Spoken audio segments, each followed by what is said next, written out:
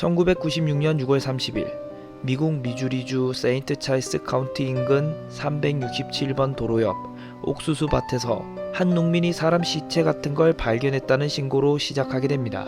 곧바로 경찰은 신고를 받고 출동을 하게 되었고, 당시 날씨가 따뜻했던 것을 고려하면 역시나 어느 정도 부패가 진행 중인 상태였습니다.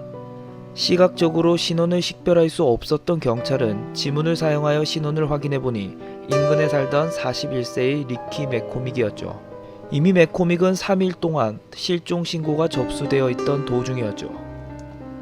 경찰은 부패의 정도가 너무 진전되어 범인이 의도적으로 고온 환경에 두어 사망 원인을 찾는 것을 막기 위한 의도가 아닌지 추측했죠. 역시나 세인트 찰스 카운티 의료 검사관은 그의 사망 원인을 밝혀내지 못했습니다. 조사를 해보니 맥코믹이 마지막으로 목격되었던 건 5일 전 건강검진을 위해 한 병원을 찾았을 때의 기록이 마지막이었습니다. 그리고 맥코믹의 바지 주머니에서 2장의 메모지가 발견되었는데 이상한 암호가 같이 적혀있는 것으로 보아 사건을 해결하는 데 실마리가 될 수 있을 것이라고 판단하고 FBI와 미국 암호협회에 의뢰를 하게 됩니다.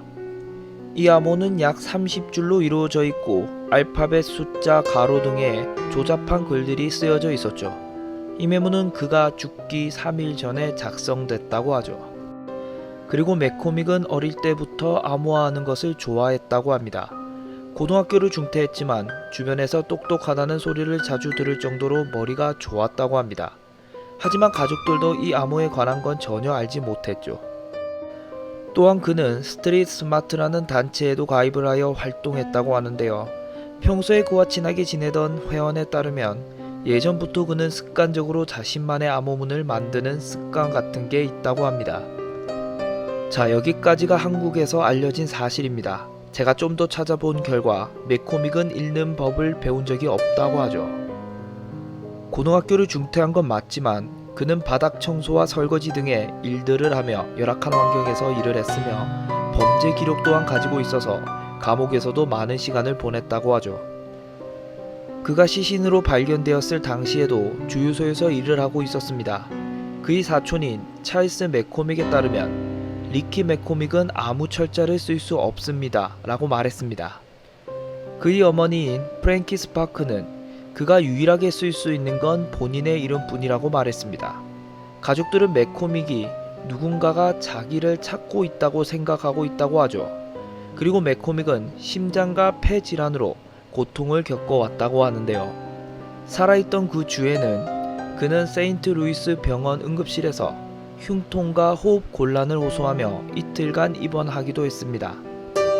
그리고 수사관들은 그가 살해당했다는 동기를 즉시 얻기도 하였죠. 바로 마약 거래였습니다. 조사관은 그가 마리아나를 구하기 위해 플로리다를 여러 차례 왕복했다고 주장했습니다. 맥코믹의 여자친구인 산드라 존스에 따르면 그가 죽기 2주 전 역시나 어디를 다녀왔었고, 존스는 또한 그가 자신에게 어디를 다녀온 것에 대한 이야기는 언급하지 않았고, 마지막으로 다녀왔을 때는 평소와는 다르게 행동해야 하며 불안해했다고 했습니다. 그리고 그의 주머니에서 발견된 메모는 세계적으로 풀리지 않는 암호 중 하나입니다. 2년 동안 7,000건이 넘는 분석과 노력에도 역시나 풀리지 않고 있죠.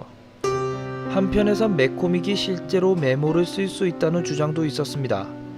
기능적으로 문맹이더라도 최소한 알파벳을 알고 각 글자에 자신의 의미를 부여했다는 이론이었죠. 또한 일부 사람들은 맥코믹이 복용하고 있던 약의 목록과 복용해야 할 시간을 메모한 것이라고도 추론했죠. 암호학에 의하면 아무리 개인이 만든 암호라도 반드시 언어라는 특성상 패턴화가 되어 있고, 이 반복되는 패턴 속에서 암호가 찾아지는데 FBI는 30가지 이상의 패턴과 여러 이론들을 이 암호문 형식에 대입해 보려고 했지만 역시나 실패했다고 합니다. 몇 년이 흐른 후 결국 암호팀은 이 문제를 대중에게 공개하기 이르게 되었죠. 기존의 암호학으로는 도저히 풀 수 없었던 것이었죠. 역시나 현재까지 이 암호를 푼 사람은 여전히 나오지 않고 있습니다. 언젠가 이 암호가 풀려서 사건의 진실을 알 수 있을까요?